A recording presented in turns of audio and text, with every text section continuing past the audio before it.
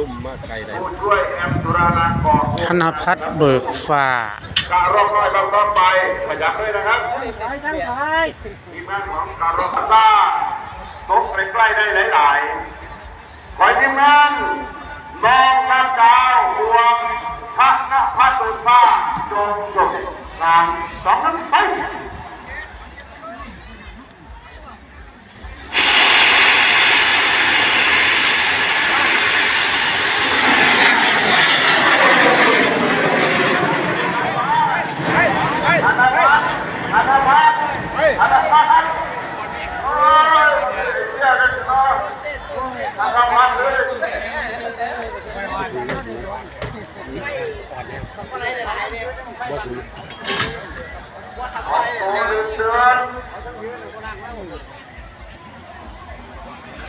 ครับเก้าผ่า